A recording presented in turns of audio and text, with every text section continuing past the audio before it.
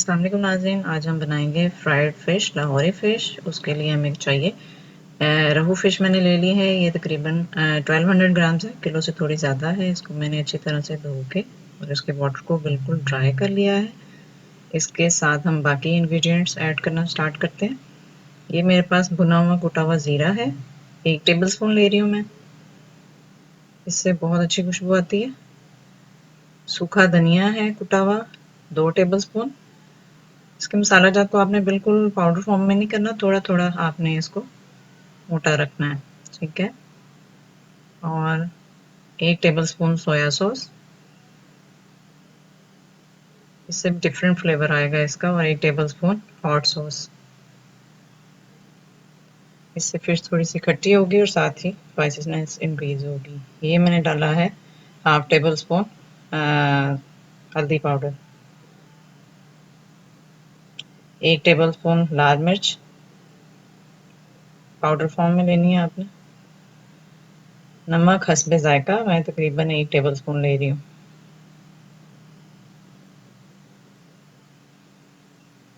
साथ ही आपने गरम मसाला ऐड करना है, हाफ टेबल स्पून। इससे भी फिश की जो स्मेल है वो ख़त्म होगी। और ये मैंने ली है अजवाइन ली है, ये आप हाफ टी स्पून कह सकते हैं। 1 टेबल स्पून मैंने लहसुन अदरक का पेस्ट लिया है, इससे भी फिश की स्मेल ख़त्म होगी। लेमन जूस ले लेते हैं, 1 लेमन निचोड़ लेते हैं। अच्छी तरह से लेमन को निचोड़ लेते हैं, बीज इसमें नहीं जाने चाहिए। अब हम इनको मिक्स कर लेते हैं। मसाला जात को सारे फिश के पार्ट्स पे अप्लाई कर लेते हैं। सबको अच्छी तरह से मिक्स करने के बाद चिली फ्लेक्स ऐड कर लेते हैं, 1/2 टेबल स्पून।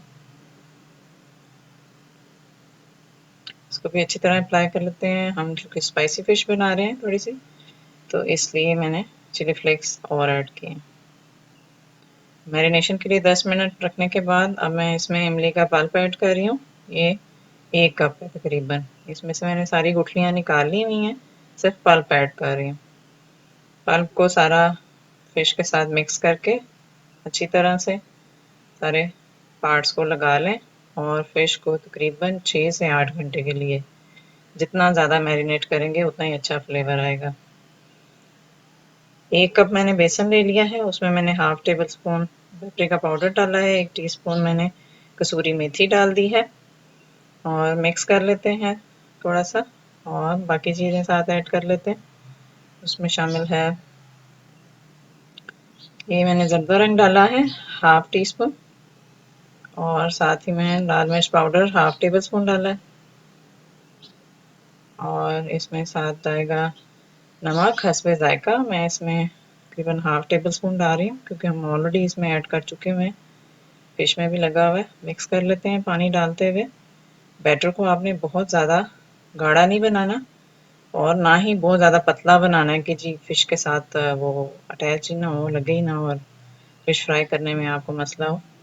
बैटर रेडी हो चुका है। अब हम जो फिश रखी हुई थी हमने 8 घंटे से, मैंने तकरीबन 8 घंटे इसको मैरिनेट किया है ताकि इसके अच्छी तरह से नमक मिर्च इसके अंदर चली जाए। अब मैं इसको बैटर में आहिस्ता आहिस्ता शामिल करूँगी सारे पार्ट्स को, और इस तरह से हम सारे बैटर को फिश पे लगाएंगे।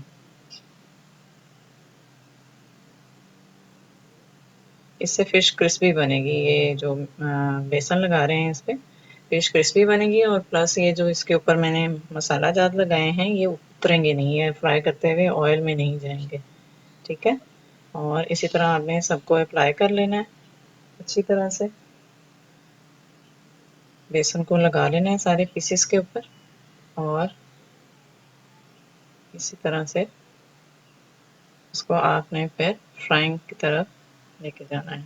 फ्राइंग के लिए ऑयल आपका फुल आंच पे गर्म होना चाहिए पहले से ही अच्छी तरह। और फिर आपने फिश ऐड करनी है। चेक कर लें ऑयल अच्छी तरह गर्म हो, अदरवाइज जो है अगर ऑयल गर्म ना हुआ तो आपकी एक तो फिश नीचे से चिपकेगी और दूसरा उसके ऊपर से जो हमने बेसन लगाया हुआ है वो उतर जाएगा। बाकी फिश भी इसी तरह ऐड कर लेते हैं बहुत ज़्यादा फिश नहीं आपने ऐड करनी। आपका फ्राई करने के लिए बर्तन थोड़ा खुला होना चाहिए और बड़ा होना चाहिए ताकि वो फिश फ्राई अच्छी तरह से हो जाए। जी, फिश फ्राई थोड़ी सी हो गई है। 5 मिनट्स के बाद आपने इसकी नीचे वाली साइड से एक दफ़ा चेक कर लेना है कि फ़िश नीचे से चिपक तो नहीं रही है। अगर चिपक रही है तो उसको सेपरेट कर लें।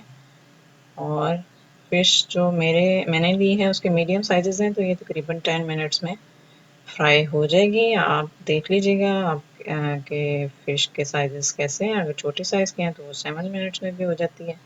इससे बड़े हैं तो टाइम थोड़ा ज़्यादा लगेगा। अब मैं फ़िश को पलट लेती हूँ। एक साइड इसकी पक चुकी है, गोल्डन ब्राउन हो चुकी है। अब मैं इसी तरह ही बाकी फ़िश के पीसेस को पलट लेती हूँ।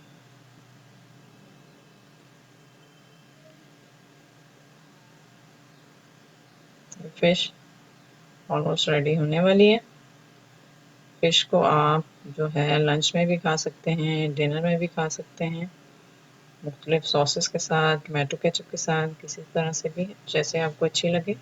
मैं अब इसकी नमी को निकालने के लिए थोड़ा सा ऊपर से प्रेस कर रही हूँ। ये देखिए बबलिंग ज़्यादा हो रही है। और इसी तरह से आप सारे पार्ट को थोड़ा सा एक दफ़ा प्रेस कर देंगे, क्योंकि अंदर अगर नमी रह जाए तो वो उससे स्मेल पैदा होती है फ़िश की।